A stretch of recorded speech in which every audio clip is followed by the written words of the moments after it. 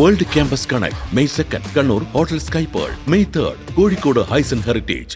ആലുവയിലെ LDF സ്ഥാനാർത്ഥി AM ആരിഫാണ് വിജയപ്രതീക്ഷകൾ പങ്കുവെക്കാൻ നമുക്കൊപ്പം ചേരുന്നത്. നാളെ റിസൾട്ട് വരികയാണ്. എന്താണ് പ്രതീക്ഷ? ആലുവ മണ്ഡലം LDF ജയിക്കും, ഉറപ്പാണ്. ഉറപ്പായും ജയിക്കും.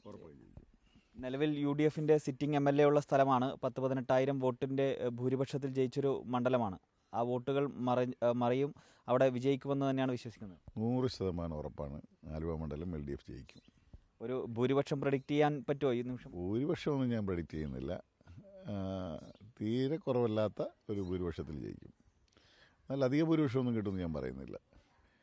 കാരണം ഞാൻ കുറേ തെരഞ്ഞെടുപ്പുകളിൽ അഭിമുഖീകരിച്ചിട്ടുള്ള ആളാണല്ലോ.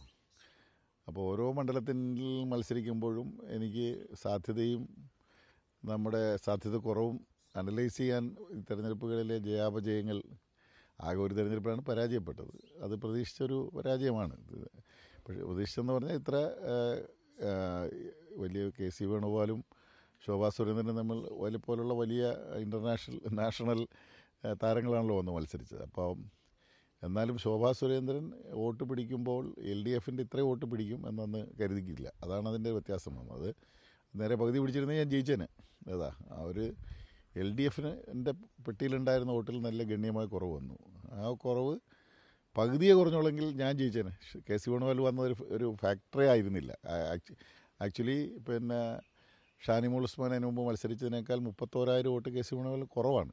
ഈ കോൺഗ്രസ് UDFന് കിട്ടിയതിനേക്കാൾ കുറവാണ്. അപ്പോൾ LDFൻ്റെയും UDFൻ്റെയും വോട്ട് പിടിച്ചു ശോഭാ സുരേന്ദ്രൻ. അത് ഒരു ജാതീയമായ ധ്രുവീകരണം ഉണ്ടാക്കാൻ അവരെ കൊണ്ട് കഴിഞ്ഞു. അതുകൊണ്ടാണ് അവർ ആ തരത്തിൽ ആ ഇലക്ഷൻ്റെ പ്രത്യേകത. പിന്നെ നാഷണൽ പൊളിറ്റിക്സ് ആയിരുന്നല്ലോ അത്. ഈ ആലുവയിലേക്ക് വന്നാൽ, ആലുവയിൽ ഇപ്പോൾ താങ്കൾ ഇവിടെ പുറത്തുനിന്ന് വന്ന് മത്സരിക്കുന്നു എന്നൊരു വലിയ പ്രചരണമൊക്കെ നടന്നിരുന്നു. അതിനെയൊക്കെ ജനങ്ങൾ എങ്ങനെ കണ്ടിട്ടുണ്ടാകും? അല്ല, അതിൽ പിന്നെ അത്തരം ഒരു വാദഗതി ഉന്നയിച്ചപ്പോൾ തന്നെ അവർ പ്രതിരോധത്തിലായി. കാര്യം ഈ മണ്ഡലത്തിൽ താമസിക്കുന്ന ആളുകളാണ് VD സതീശനും അതുപോലെ തന്നെ ഷിയാസും ഒക്കെ. അവരെല്ലാം വേറെ മണ്ഡലത്തിൽ പോയി മത്സരിക്കുക. അപ്പോൾ അവർക്ക് അത് തിരിച്ചടിയാകും. അത്തരം വാദഗതികൾ ഉന്നയിക്കേണ്ടതില്ല എന്നവർ തീരുമാനിച്ചതുപോലെയായി തോന്നുന്നു. ഇനി അടക്കം പറഞ്ഞിട്ടുണ്ടോ എന്ന് എനിക്കറിയാൻ പാടില്ല. പക്ഷേ പരസ്യമായി അത്തരം വാദഗതികൾ പറഞ്ഞാൽ ആകെ കുഴപ്പത്തിലാകും. ഈ എറണാകുളം മണ്ഡലത്തിൽ ഒട്ടുമിക്കവാറും UDFൻ്റെ സ്ഥാനാർത്ഥികളെല്ലാം പുറത്തുനിന്ന് മത്സരിക്കുന്നവർ, റോജി ഉൾപ്പെടെ എല്ലാവരും പുറത്തുനിന്ന് വന്ന് മത്സരിക്കുന്നവരാണ്. അപ്പോൾ അത് അവരെല്ലാം ബാധിക്കും എന്നുള്ള നില വന്നപ്പോൾ ഇവർ സ്വയം പിൻവാങ്ങിയതായിട്ടാണ് ഞാൻ മനസ്സിലാക്കിയിട്ടുള്ളത്. അവർ പറയുന്നു എന്നതിനപ്പുറം താങ്കൾ ഈ മണ്ഡലത്തിലേക്ക് വരുമ്പോൾ, ഒരുപക്ഷെ താങ്കൾ ആലപ്പുഴയിൽ വളരെ ജനങ്ങളുമായി അടിത്തട്ടിൽ പ്രവർത്തിച്ച ഒരാളാണ്. ദൈനംദിന സംഘടനാ പ്രവർത്തനമൊക്കെ ആലപ്പുഴയിൽ നടത്തിയ ഒരാളാണ്. ഇവിടെ വരുമ്പോൾ ആ നിലയിൽ ഒരു ബുദ്ധിമുട്ട് നേരിട്ടിട്ടുണ്ടോ? അതായത് ജനങ്ങളുമായി ദൈനംദിന ഒരു ബന്ധം ഉണ്ടാക്കാൻ ഒരുപക്ഷെ കഴിഞ്ഞിട്ടുണ്ടാകില്ലല്ലോ. ഇല്ല, ഈ അരൂരും ആലുവയും തമ്മിൽ ആകെ 26 കിലോമീറ്ററിൻ്റെ ഡിഫറൻസേ ഉള്ളൂ. ആക്ച്വലി അരൂരെന്ന് പറയുന്ന ഇവിടുന്ന് അങ്ങോട്ട് പോകുമ്പോൾ ബോർഡ് വെച്ചിരിക്കുന്നതാണ് 26 കിലോമീറ്റേഴ്സ് അരൂർ. ഈ ആകെയുള്ള വ്യത്യാസം അതാണ്. ഇപ്പോൾ ആലുവ എറണാകുളം മണ്ഡലത്തിൻ്റെ വടക്കേറ്റോ അല്ലെങ്കിൽ തെക്കേറ്റോ ഒക്കെ നോക്കിക്കഴിഞ്ഞാൽ എറണാകുളം ടൗണുമായിട്ട് അതിൽ കൂടുതൽ ഡിസ്റ്റൻസ് വരും. അത്രയും ഡിസ്റ്റൻസ് യഥാർത്ഥത്തിൽ അരൂരും ആലുവയും തമ്മിലില്ല. പിന്നെ ആലുവ അതുപോലെ തന്നെ എന്ന് പറയുന്ന സ്ഥലവുമായി ഒരു അരൂർ ചേർത്തല ഭാഗങ്ങളിലുള്ള കുറേ അധികം ആളുകൾക്ക്, എനിക്ക് തോന്നുന്നൊരു 30% കുറയാത്ത ആളുകൾക്ക് ഈ ആലുവയുമായിട്ടും ആലുവക്കാർക്ക് അരൂരുമായിട്ടും ഒരു പിന്നെ ഫാമിലി ബന്ധമുണ്ട്. എന്നല്ലെങ്കിൽ അവിടുന്ന് വിവാഹം കഴിക്കുക, അല്ലെങ്കിൽ ഇവിടുന്ന് വിവാഹം കഴിക്കുക, അവിടുത്തെ ബിസിനസ്സുകാർ ഇവിടെ വന്ന് ചെയ്യുക, ഇവിടുത്തെ ബിസിനസ്സുകാർ അവിടെ പോയി ചെയ്യുക. അങ്ങനെയൊക്കെ ഉള്ളൊരു അടുപ്പം ഈ തൊഴിൽപരമായിട്ടും കുടുംബപരമായിട്ടും ഇത്രയധികം കാര്യം. ഇപ്പം ഞാൻ ഓരോ വീടുകളിലോ സ്ഥാപനങ്ങളിലോ ഒക്കെ ചെല്ലുമ്പോൾ അവിടെ നിന്നെല്ലാം പറയുന്നത് അരൂരിൽ നിന്ന് വിളിച്ചിട്ടുണ്ടായിരുന്നു, കുത്തിയോട് നിന്ന് വിളിച്ചിട്ടുണ്ടായിരുന്നു, അല്ലെങ്കിൽ തുറവൂരിൽ നിന്ന് വിളിച്ചിട്ടുണ്ടായിരുന്നു എന്ന് പറയാവുന്ന ഒരടുപ്പം ഫീൽ ചെയ്തു. അതുപോലെ തന്നെ ഇപ്പം പിന്നെ കന്യാസ്ത്രീകളൊക്കെ മഠങ്ങളിലൊക്കെ ചെല്ലുമ്പോൾ അവിടെ ഞാനുണ്ടായിരുന്ന കാലത്തെ പട്ടണക്കാട്, ചേർത്തല, പള്ളിപ്പുറം അതുപോലുള്ള ആ പ്രദേശങ്ങളിലെ സന്യസ്തരെല്ലാം ട്രാൻസ്ഫർ ചെയ്ത് പലരും ഇങ്ങോട്ട് വന്നിട്ടുണ്ട്. അപ്പോൾ ചില സിസ്റ്റേഴ്സ് ഉണ്ടായിരുന്നു, അയ്യോ എന്താ പറയാഞ്ഞ്, ഞങ്ങൾ കാത്തിരിക്കുകയല്ലായിരുന്നു, അല്ലെങ്കിൽ ഞാൻ മറ്റേ സിസ്റ്റർ പറഞ്ഞിട്ടുണ്ടായിരുന്നു, ആർട്ടിസ്റ്റ് സിസ്റ്റർ പറഞ്ഞിട്ടുണ്ടായിരുന്നു, ഈ സിസ്റ്റർ പറഞ്ഞിട്ടുണ്ടായിരുന്നു. അച്ഛന്മാരും അങ്ങനെ അവിടെയൊക്കെ ജോലി ചെയ്ത ആൾക്കാർ, കുറേ ആൾക്കാർ അവിടെയൊക്കെ പള്ളികളിലുണ്ടായിരുന്നവർ ഇവിടെ വന്നിട്ടുണ്ട്. അപ്പം അങ്ങനെ ഒരു അകൽച്ച എനിക്ക് ഫീൽ ചെയ്തേ ഇല്ല സത്യത്തിൽ. പിന്നെ ആൾക്കാരറിയാവുന്നതാണല്ലോ. നമ്മൾ ആലുവ എന്ന് പറഞ്ഞു കഴിഞ്ഞാൽ അരൂരുമായിട്ട് ഒരു തൊട്ടടുത്ത ഒരു എറണാകുളം ജില്ലയുടെ അതിരില്ലേ, വടക്കേ അതിരില്ലേ. അപ്പോൾ അരൂർ 3 തവണ MLA ആയിരുന്ന ഒരാൾ, പിന്നെ ആലപ്പുഴ ബാക്കി എല്ലാവരും പരാജയപ്പെട്ടപ്പോൾ ഒരാൾ മാത്രം വിജയിച്ചു എന്നുള്ളത് കൊണ്ട് തന്നെ അത്യാവശ്യം പൊളിറ്റിക്സ് നിരീക്ഷിക്കുന്നവർക്കെല്ലാം അറിയാവുന്നവർ. അങ്ങനെയൊക്കെ ഒരു ബന്ധം നന്നായി. എനിക്ക് അങ്ങനെ ഒരു അകൽച്ചയോ അല്ലെങ്കിൽ ഒരു അപരിചിത്വമോ ഒന്നും ഫീൽ ചെയ്തില്ല.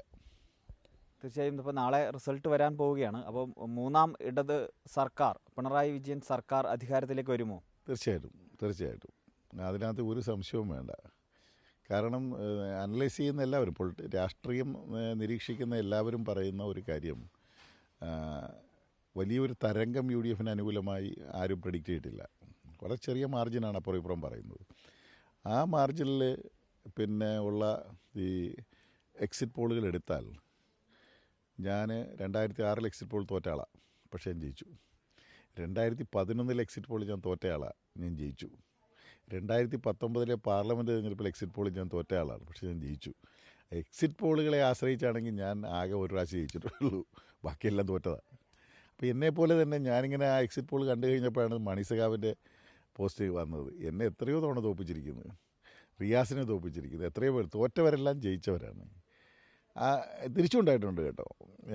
കുറച്ച് നാളത്തേക്ക് ഒരു പ്രമുഖ ചാനലുമായിട്ട് എൻ്റെ സുഹൃത്ത് ശ്രീകണ്ഠൻ പിണക്കായിരുന്നു. പാലക്കാട് MP. ഞങ്ങൾ വളരെ അടുത്ത സുഹൃത്തുക്കളാണ്. ഡൽഹി വെച്ച് കാണുമ്പോൾ നിങ്ങളോട് ഞാൻ ഒരു യാതൊരു കൂട്ടുമില്ല. പുള്ളി തമാശ പറയുന്നതാണ്, നിങ്ങൾ എന്നെ എക്സിറ്റ് പോളിൽ തോൽപ്പിച്ച ആളല്ലേ, പക്ഷേ അയാൾ അദ്ദേഹം ജയിച്ചു. അപ്പോൾ എക്സിറ്റ് പോൾ എന്ന് പറയുന്നത് ഒരു എക്സാക്ട് പോളല്ല. താങ്കൾ ആലപ്പുഴ ജില്ലയിൽ നിന്നുള്ള ഒരു CPM നേതാവ് എന്ന നിലയിൽ കൂടി ഒരു ചോദ്യം ചോദിക്കട്ടെ. അവിടെ അമ്പലപ്പുഴയിൽ G. സുധാകരൻ മത്സരിക്കുകയാണ്. താങ്കളോടൊപ്പം ഒക്കെ ഒപ്പം എന്നല്ല, താങ്കൾക്ക് അവിടെ ഒരു നേതാവൊക്കെ ആയി പ്രവർത്തിച്ച ഒരാളാണ് അദ്ദേഹം. മറുവശത്ത് പോയി UDF സ്ഥാനാർത്ഥിയായി മത്സരിക്കുന്നു. അവിടെ ജയിക്കും എന്നാണ് അദ്ദേഹം പറയുന്നത്. എന്താണ് അമ്പലപ്പുഴയിൽ ഒരു തെരഞ്ഞെടുപ്പ് ഫലം എങ്ങനെയാവും എന്നാണ് താങ്കൾ കരുതുന്നത്? തെരഞ്ഞെടുപ്പ് ഫലം LDF അനുകൂലമാകുമെന്നാണ് ഞാൻ പ്രതീക്ഷിക്കുന്നത്. എക്സിറ്റ് പോളിൽ പോലും ഇനി അത് വിശ്വസിക്കേണ്ട, ആശ്രയിക്കേണ്ട എന്നില്ലെങ്കിൽ പോലും ഒരു പ്രമുഖ ചാനലും മാധ്യമ പത്രവും അടങ്ങുന്ന ഒരു എക്സിറ്റ് പോളിൽ പോലും LDF ജയസാധ്യത പറയുന്നുണ്ട്. ഒന്നല്ല, അന്ന് 2 പേര് പറയുന്നുണ്ട്. അപ്പോൾ പൂർണ്ണമായും അദ്ദേഹം ജയിക്കുമെന്നുള്ള പ്രതീക്ഷയൊന്നും വെച്ച് പുലർത്തേണ്ടതില്ല എന്നതാണ്. LDF ജയസാധ്യതയാണ് അമ്പലപ്പുഴയിൽ ഞാൻ കാണുന്നത്. ഇപ്പോഴതാണ് ഇടതുപക്ഷം വീണ്ടും അധികാരത്തിലേക്ക് വരും.